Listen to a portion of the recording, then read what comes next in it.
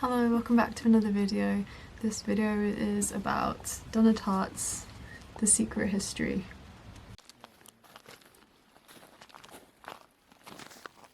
The snow in the mountains was melting, and Bunny had been dead for several weeks before we came to understand the gravity of our situation. He'd been dead for 10 days before they found him, you know. It was one of the biggest manhunts in Vermont history. State troopers, the FBI, even an army helicopter. The college closed, the dye factory in Hampton shut down. People coming from New Hampshire, upstate New York, as far away as Boston.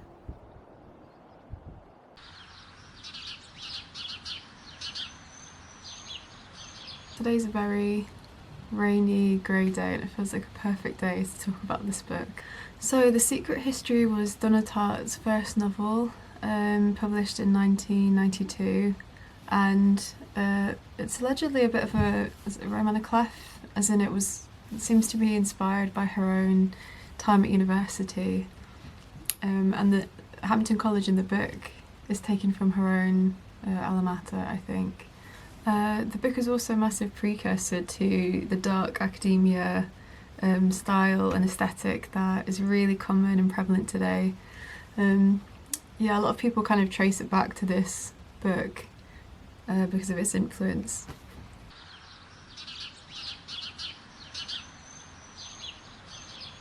So really brief, kind of more overview than summary. The Secret History is about a character called Richard Papin, who kind of forges his history because he wants to be part of this very elusive group of 5 other academics under the guiding of one also elusive professor, Julian Morrow. The book is a campus novel, obviously it's set on a university, Hampton College. And yes, we follow the 6 of them through a kind of reverse, what's called like an inverted detective novel kind of narrative, because we open the book with the murder of their friend Bunny, and over the course of the book we kind of find out why it's happened and the reasons that have led to it happening.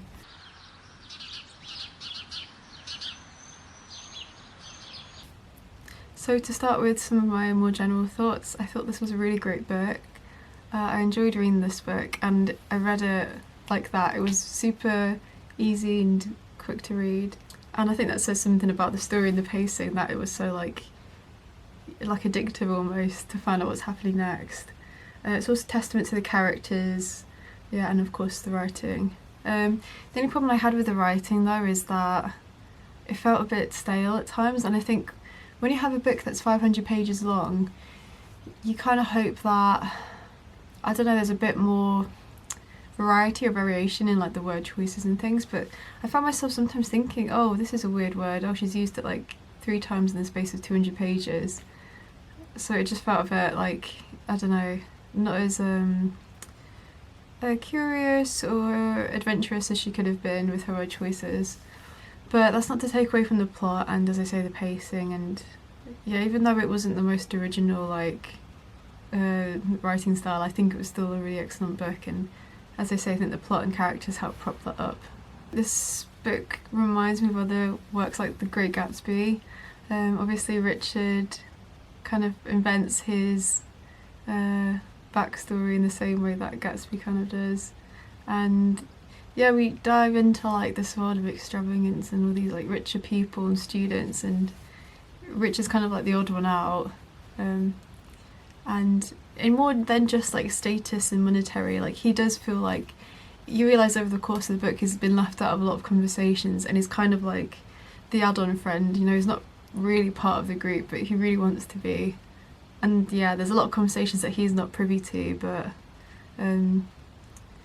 it really works with the story, and I think that the fact that they leave him out of so many conversations, you know, it's like it helps because later you understand why he's been left out or what's happened, and it fills in the gaps. And yeah, and it's interesting, it made me think as well, like in my day-to-day life there's a lot of conversations that I'm not involved in, and life's happening around me, the people I speak to and think I'm close to, actually they're close to other people that they're sharing other things with, so it's very realistic as well, I think. Maybe not in the sense that my friends would murder someone, but in the sense that the only truth you know is your own truth that you've gathered from sources that you trust. It may not be the absolute truth. I think where this book really shines is in its characters. I think Richard himself isn't the most interesting character. Obviously he's our protagonist and it's in first person, so he's who we see the story through. So he has to be a bit, as I say, in the outskirts, and he has to not know everything because that would make it a boring story. That being said, I think sometimes he's very weak and malleable and desperate, and he so wants to be part of this group that it makes you cringe sometimes because you think, oh mate, just like back off a bit. I don't know. And yeah, some of the choices he makes, and when he talks to people, it's like he's like, oh, I don't want to bring this up right now, I'll bring it up later. And it's just like, Richard, just bring it up now, ask them the question. So it can be a bit frustrating sometimes when you're reading it. But yeah, I think, as I say, he's probably the least interesting because he's our protagonist and we've kind of more seen the book through his eyes rather than him needing to be like, you know, the main character, like the, I don't know, the impetus of the book or something. For me, the most interesting character in the book was Henry. I think that he's a very, I don't know, yeah, just a very interesting and confusing and ambiguous character. We don't really get much of an insight into him as some of the other characters, which is funny because I would say like Camilla and Francis are the ones we get the least from, yet you get more of their personality and you understand them more and the thought processes more, because they're more like human, I don't know. But with Henry, he's very cold and closed off and you kind of don't really know where you stand with him, it seems like, in the book. He's similar in many ways to Julian Morrow, who is the professor and the leader of their studies at Hampton College. Julian is similarly enigmatic and mysterious, and you think he's kind of this, you think he's one way, you think he's calm, collected, like a wise sage kind of character, but actually it turns out he's also got, like, I don't say got more to him, it's almost like he's got less to him. By the end of the book you realise all this bravado is actually a facade, really, because inside he can't stick to those morals and beliefs, and at the first instance of something possibly coming back and backfiring on him, he runs away.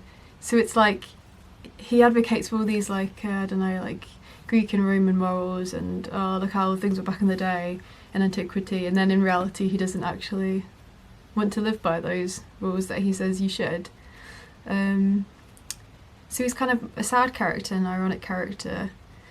But the truest, saddest thing is the fact that Henry idolises him so much, and in the end, because Julian isn't who he says he is, Henry's kind of feels betrayed, that like the only other person in his life that he thought had the same values and morals and beliefs as him doesn't actually live by those. And a lot of people kind of say, this is a big spoiler, a lot of people kind of read the book and I think say, oh, why did Henry shoot himself in the end? But I don't know, it makes a lot of sense to me. I think that he's trying to fulfill the morals and values and systems that Julian failed to fulfill. In the same way that Julian, when confronted with a problem, runs away, Henry, in a very visceral and head-on way, confronts those problems by shooting himself. And I think that it shows more of his, like, his character, because even though he's kind of this, he's definitely the villain in my opinion of the book, because he orchestrates the bacchanal, and then he also is basically the, you know, the cause of why and the impetus of why they want to kill Bunny. You know, even though he does all those horrible things, it's like he is sticking to his morals, or sticking to his guns of what he thinks is the right thing to do and the just thing to do, even though he does back it up with some like dodgy logic at times. And also on Julian, it's almost like he seems like this very enigmatic, as I say, and mysterious character, but when you unveil the truth of him and the mystery's gone, you realise he actually is very flaccid and there's not actually much to him, and it's almost like when you see a mystery revealed, or you understand why it loses its charm, and I think that's what happens literally with Julian and metaphorically through the course of the book as well. I also think that Bunny is a really well written character. The minute she like described him and wrote him, especially the way she describes his voice, you can really picture him, and yeah, he's like, you can see him so clearly, and probably people in real life you can like notice similarities with him in.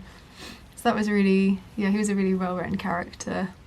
And controversially, I actually like Bunny, and I felt really bad for him when he died. I think a lot of people reading the book probably thought, oh, this guy's an absolute prick, I'm glad they killed him, but I actually really liked him. I thought it was funny.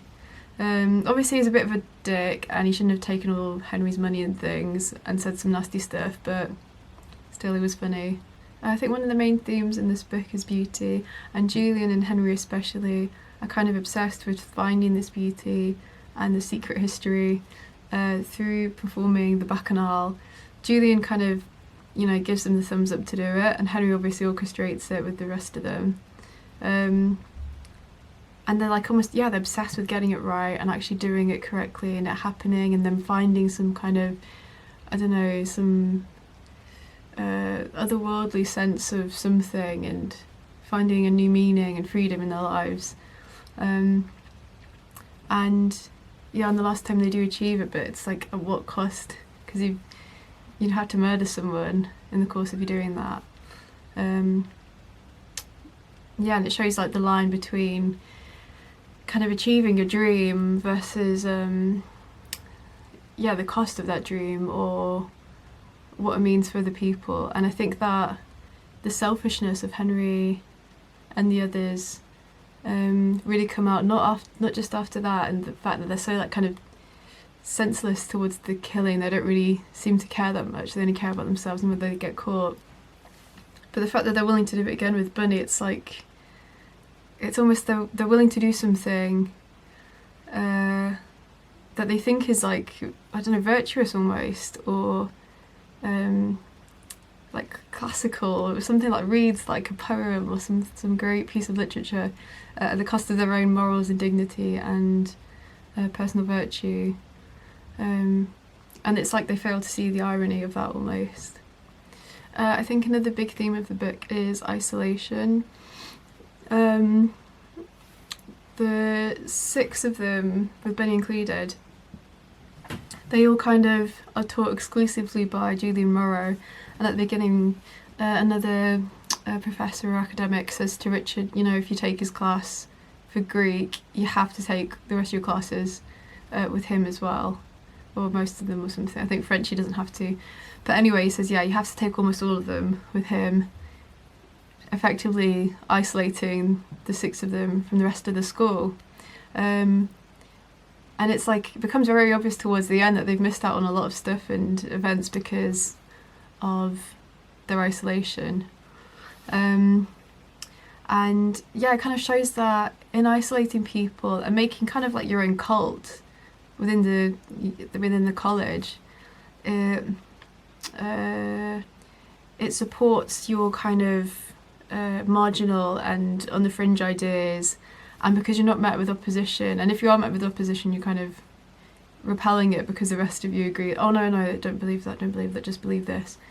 Yeah, it can make your worldview very skewed, and it's almost like the point of college sometimes is to expand your worldview and challenge your worldview, and in this book it's like, well actually if you make it very isolated and you don't talk to other people from different backgrounds, then you're just kind of honing in on the fringe beliefs that you already have,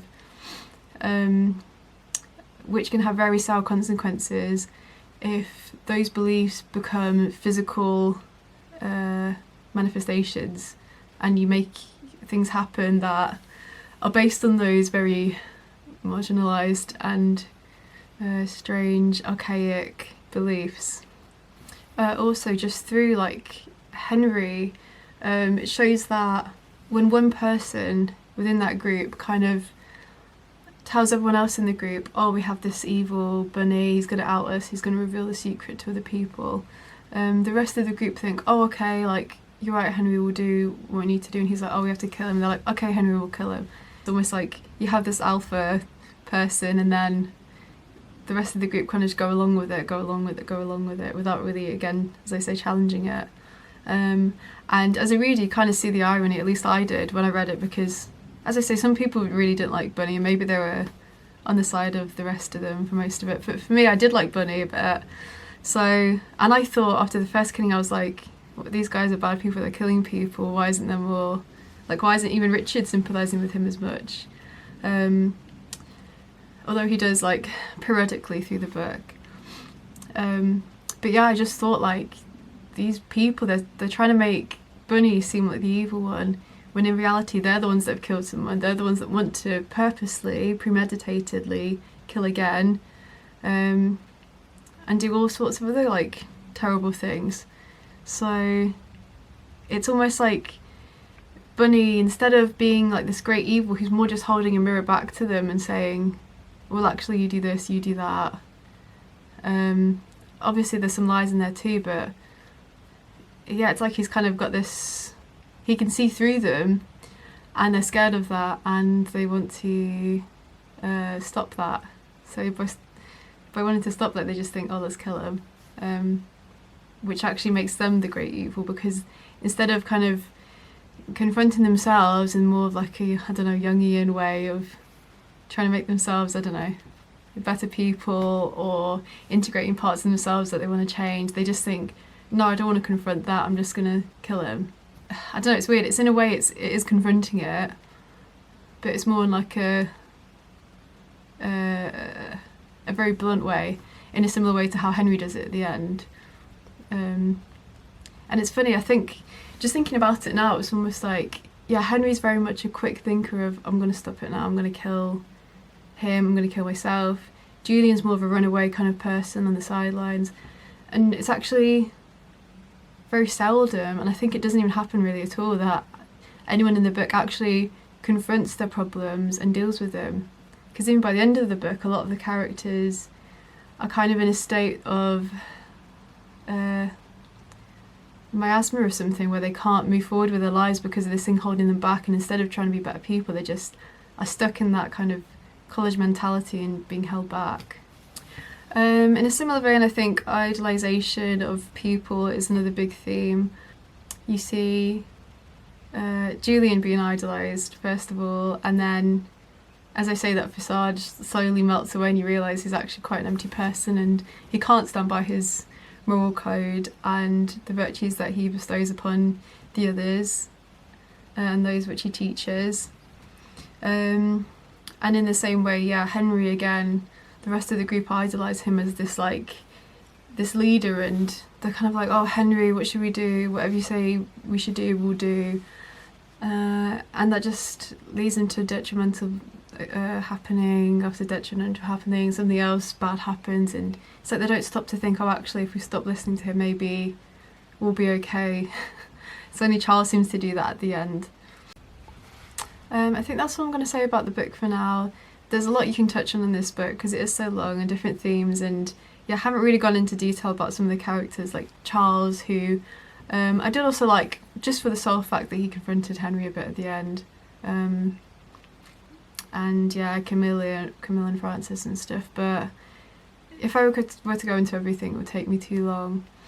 But yeah, overall I did enjoy this book. Yeah, I had my issues with the writing sometimes, but I think as a whole, and especially when it comes to the second half of the book and the pacing is like quicker and quicker, and it has this really, in my opinion, really fantastic, stellar ending. Yeah, it makes you appreciate the whole book as a whole. And yeah, I had a lot of fun with this book. I thought it was really good. I read it in January, which I thought was the perfect time to read it, actually, because it really suits the vibe of, as they say, like a grey, rainy day. And yeah, I hope to check out more books by Donna Tartt. Considering this is her first novel as well, I think it was really, really, really good book. Yeah, thanks for watching. If you enjoyed this book as well, let me know. If you didn't like it, let me know, and let me know why. Yeah, thanks again for watching. Bye.